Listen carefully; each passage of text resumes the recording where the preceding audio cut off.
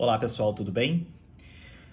Hoje nesse vídeo aqui no YouTube, eu vou estar direcionando para a galera aí do IME-ITA, ok? Bem, eu tenho observado de uns 4 a 5 anos mais ou menos que a prova do IME e do ITA vem trazendo um tópico novo que trata-se de diagrama de fase. Pois é.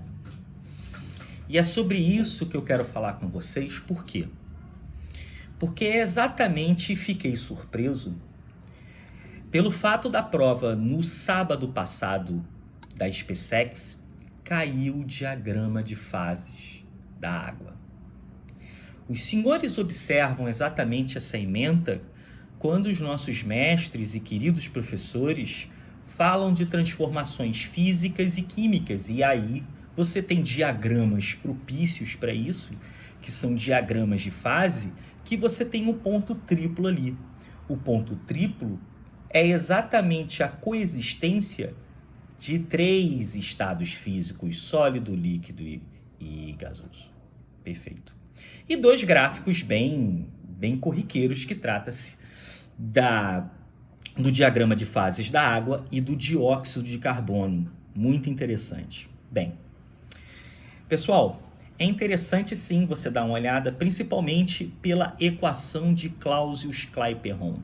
Clapeyron foi exatamente a pessoa que reuniu todas aquelas leis empíricas, né? A pressão constante, a volume constante, a temperatura constante, certo? Boyle-Mariotti e Charles Gay-Lussac, junto com a ideia de Amedeo-Avogadro, juntou exatamente e fez a equação dos gases ideais. Bem, Clapeyron, junto com Clausius, observou a equação de Van Hoff.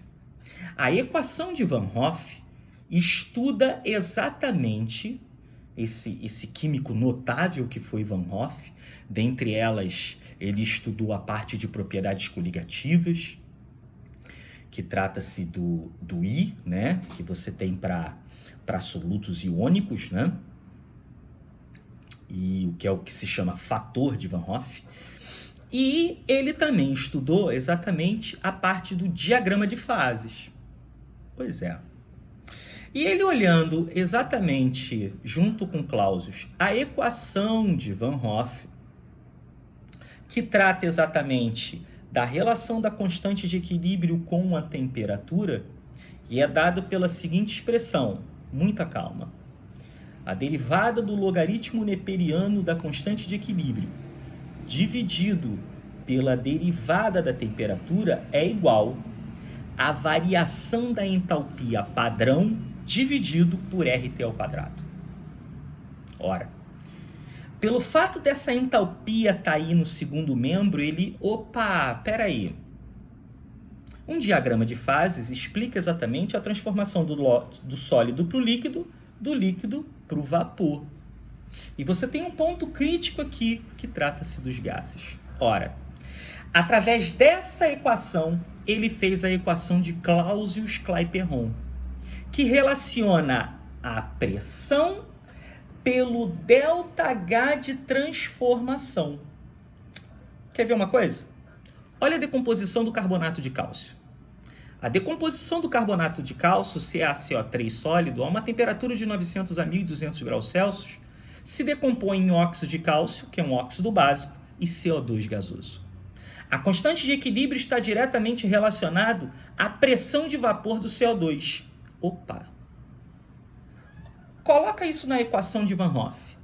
A derivada do logaritmo da pressão de vapor do líquido ou do gás puro, ou do sólido puro, dividido pela derivada da temperatura é igual ao ΔH de transformação. Qual é a transformação? Sólido para líquido ou do líquido para o gás? Se for sólido para o líquido, liquefação.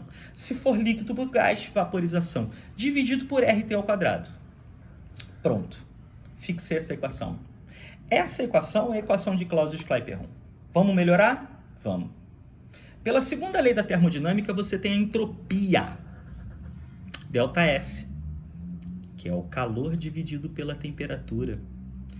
Ora, se eu colocar em função da entropia, porque a entropia só tem uma direção, sempre vai para o lado mais turbulento. A entropia do sólido é menor do que a entropia do líquido, que é menor que a entropia do gás. A entropia do gás é mais confusa, é maior. Diante disso, a famosa equação de Clausius-Clapeyron explica exatamente essas transições.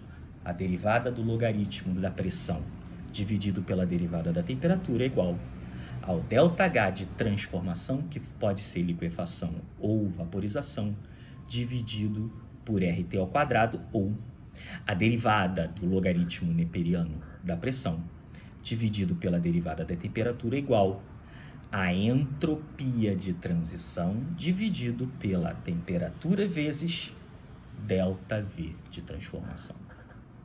Ok? Espero ter ajudado vocês. Um beijo enorme.